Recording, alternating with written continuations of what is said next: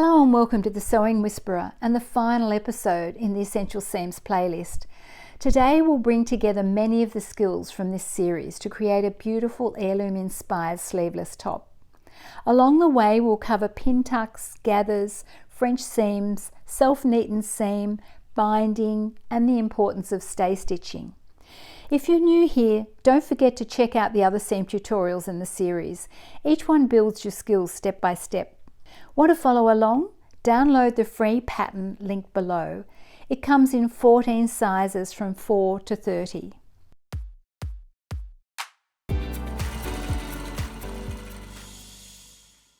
The top has been made in 3 different fabrics when checking the sizes. The size 10 has been made in cotton muslin to achieve an heirloom inspired look. The size 12 a rayon linen slub fabric, and the size 14 an embossed floral without the pin tucks. What you need: fabric. I recommend linen or linen blends, cotton or cotton blends for this tutorial. I've used muslin to create a classic heirloom look. Check your size and fabric quantity from the sizing chart located in the details below. Note, these fabrics can shrink. Rinse in cold water, spin and dry, then press before cutting to avoid shrinkage. Printing the pattern. Download the PDF linked below. You can print the A0 version at your local print shop or the A4 version at home. To print the A4 version at home, open Adobe Acrobat, which is a free downloadable program, and open the A4 version of the file. If you want to, you can print all the sizes, or you've got the option, if you go over to this icon here, to turn off the sizes that you don't want. Just 10, I would turn the eye off all the sizes except the size 10. So I'm leaving 10 visible, and then leave those last layers visible because that's part of the printing information on the pattern. So now if we go to File, Print, your software may look different to mine, but let's print a test page for starters, and it's page 4 that I'd like you to print. So we'll click on Pages and type 4, and you'll see on page 4 that there's a test square that you can measure centimetres and inches, and there's also the layout of the pattern that you can look at as a reference as well.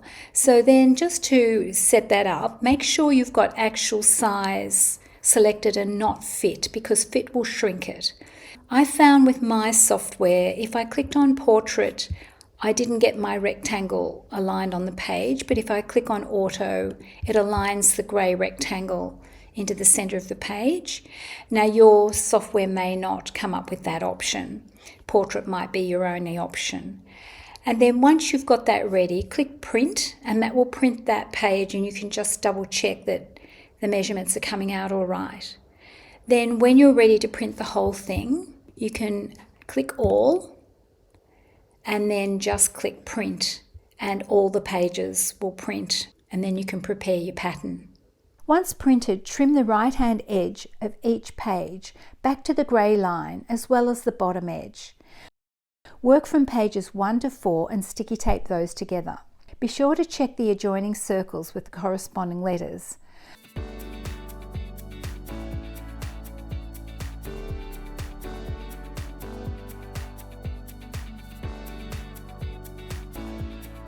Repeat for pages 5 to 8. Then sticky tape pages 5 to 8 onto the bottom of pages 1 to 4. Repeat these steps for pages 9 to 12, 13 to 16, 17 to 20, 21 to 23, and 24 to 26. Once the pattern is together, sticky tape all sections within the patterns. When finished, cut out the patterns. Fold fabric and pin the pattern. Identify the selvage edge and the cut edge. Fold the selvage edges together with the cut edges each end. Pin the pattern to the fabric. The back is on the folded edge, as are the 2 frills. Only pin the front pin tuck template, don't pin the front. This will be cut after the pin tucks have been sewn. Note, if you would prefer the top without pin tucks, then just cut the front and don't cut the pin tuck template. Pin the tie pattern beside the front Pintuck template. Note the excess fabric in the top left corner. This will be used for cutting the binding. Cut the patterns. Cut all the pattern pieces and mark all the notches. Cut and make the binding.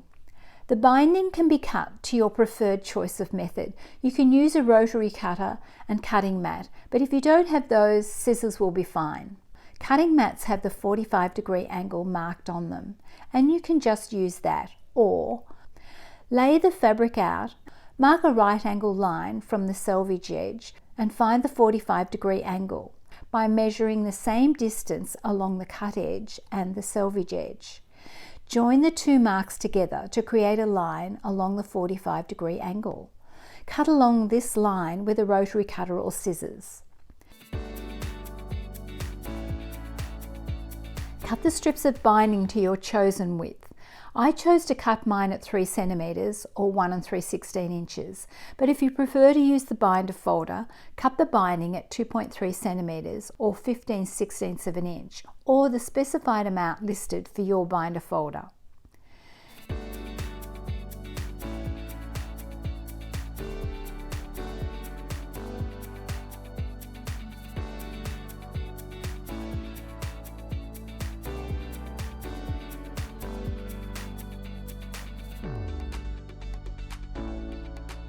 Pin the strips together like this. Sew the strips together. Trim the seams. Press the seams open.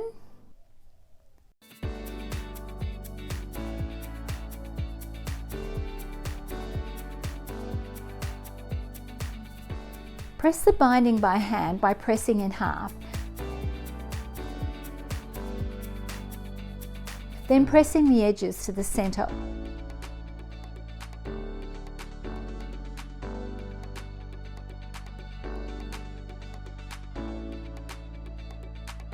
Or place into a binder folder and press.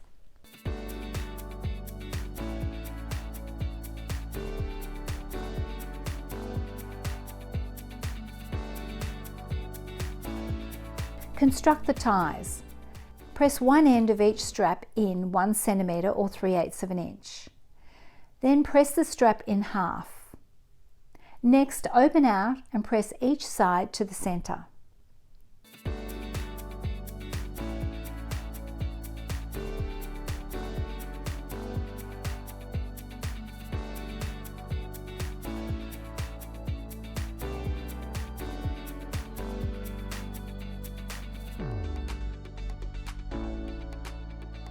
Then press in half again.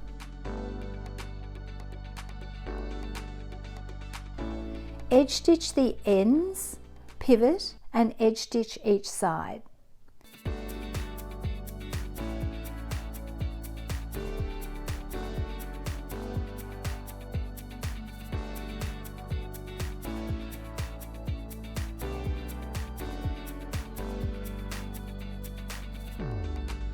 Press the finished straps. Stay-stitch the back neckline and armholes. When making the prototype for this garment, I found the neckline and armholes stretched. To overcome this problem, I'm including stay-stitching to avoid any stretching problems. To stay-stitch, sew 5mm or 3/16 of an inch around the neckline and armholes.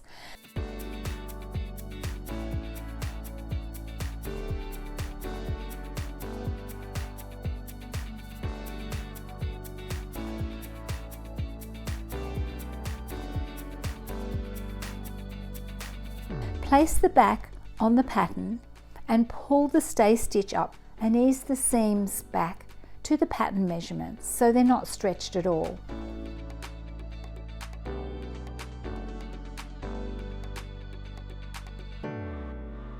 Carefully press so the edges sit flat.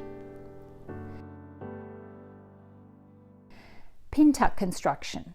Mark the pintuck positions on the front pintuck template.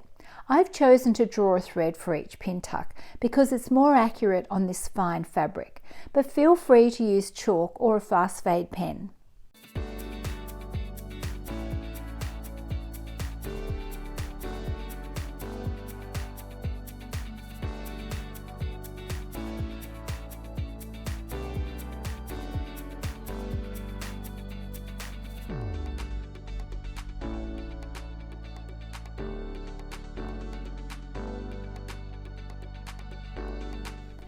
Press the pin tuck positions.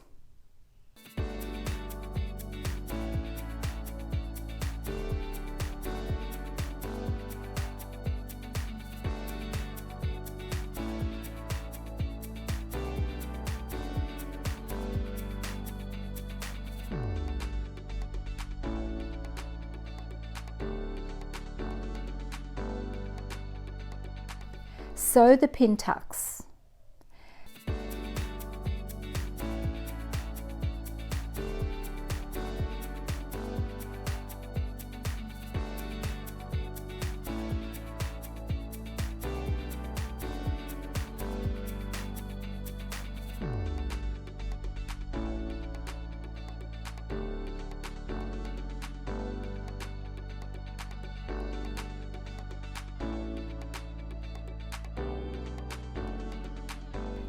Press the pin tucks into the correct direction.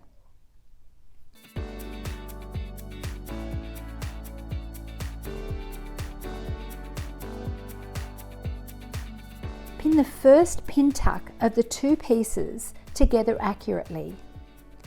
Pin the front pattern matching the first pin tuck. Cut the front from the pin tuck template.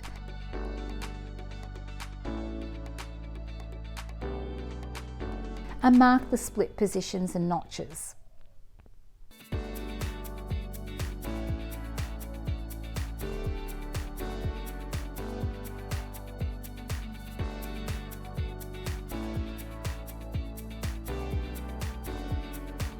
Stay stitch the front neckline and armholes. Sew 5mm or 3/16 of an inch around the neckline and armholes.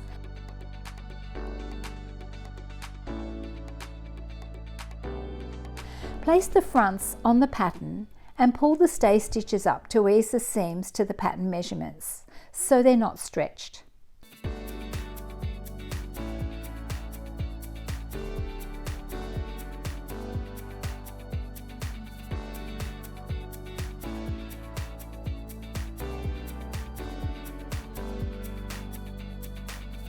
Carefully press so the edges sit flat.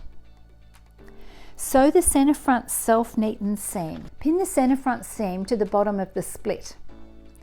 Then sew the centre front seam from the split to the bottom.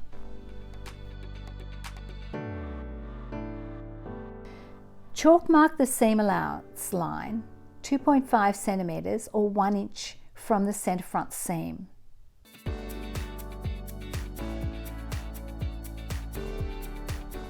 Press the seam allowance.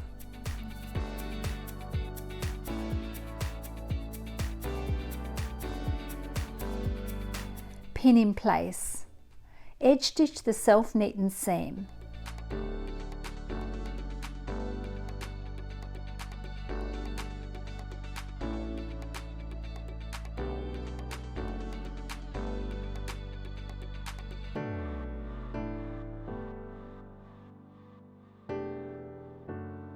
Press the centre front self-neatened seam.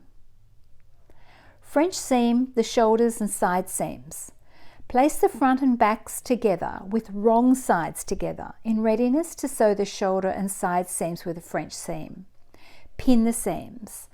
Sew shoulder and side seams using a 5mm or 3/16 of an inch seam.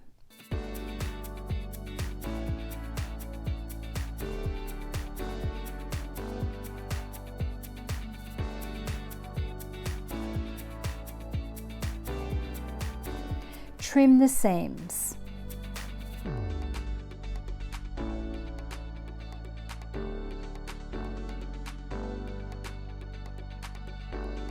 Press the seams open.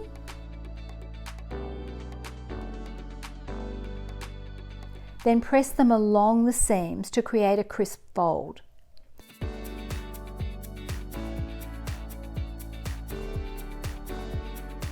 Sew the French seam at 5mm or 3/16 of an inch.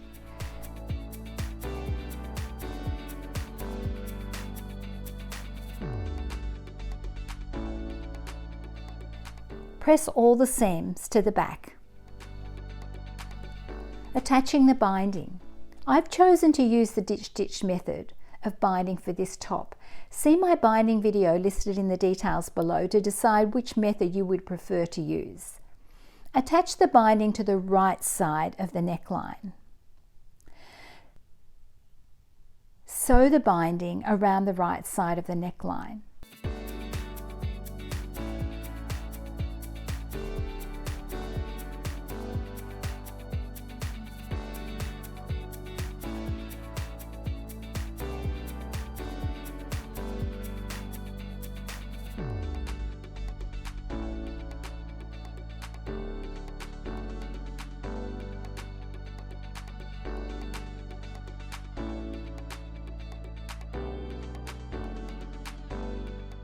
Stay-stitch the ties in place.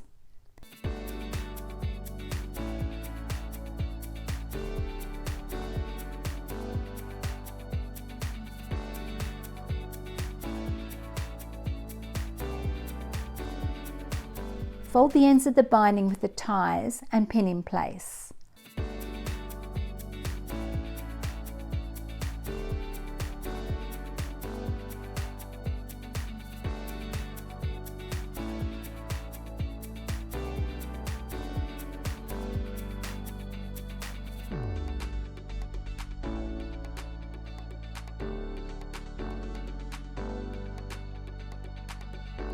Continue to pin the binding around the neckline.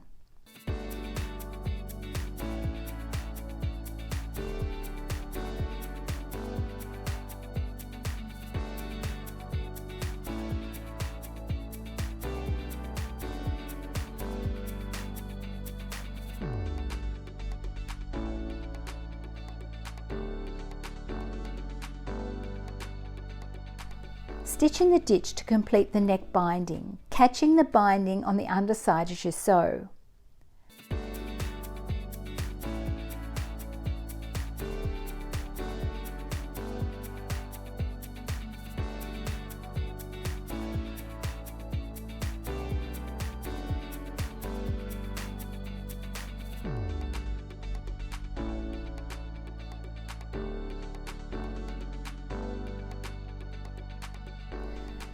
Sew the binding to the right side of the armholes, starting with a 1 centimetre or 3/8 of an inch folded edge.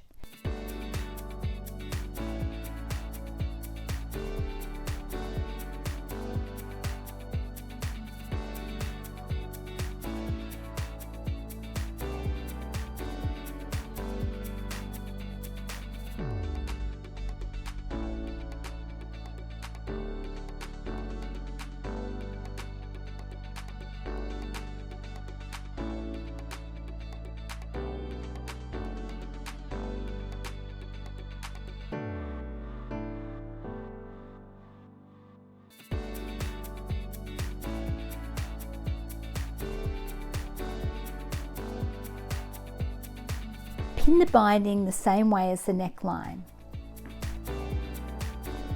Stitch in the ditch to complete the armhole binding.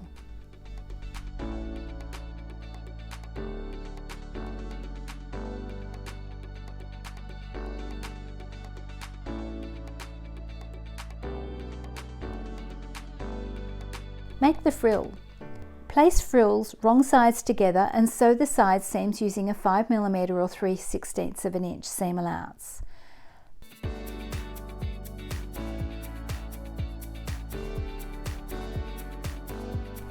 Trim the seams.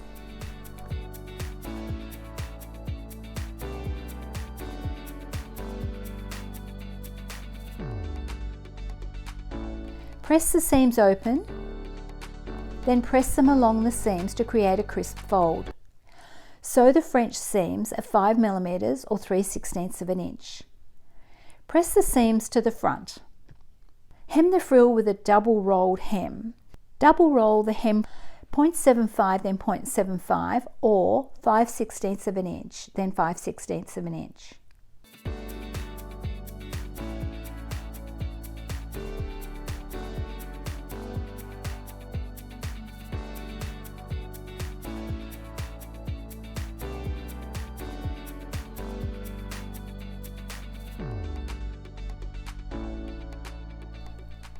Gather frills. Start by changing the stitch length to the longer stitch, in my case the setting of 4. Make sure there are about 10 centimeters or 4 inches of thread pulled out before starting the gather stitches. Sew the first gather row of 1 centimeter or 3/8 of an inch. Sew the second gather row between that row and the raw edge.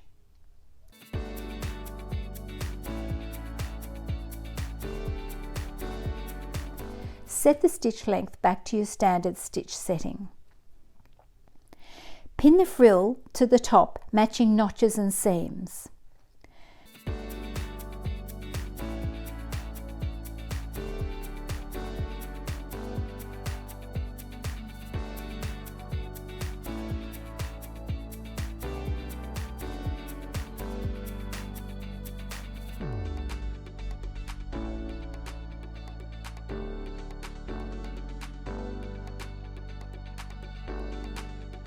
Pull up gather threads.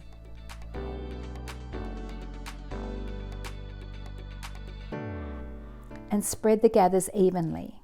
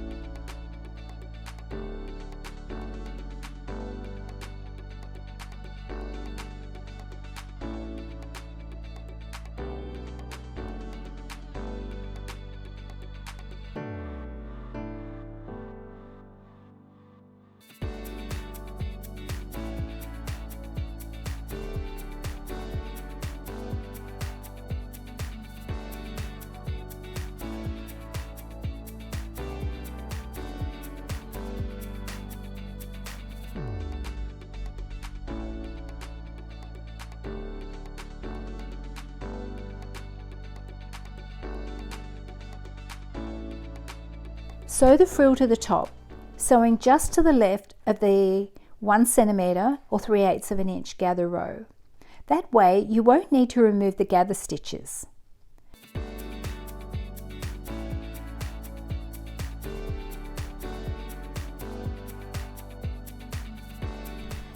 Overlock the seam.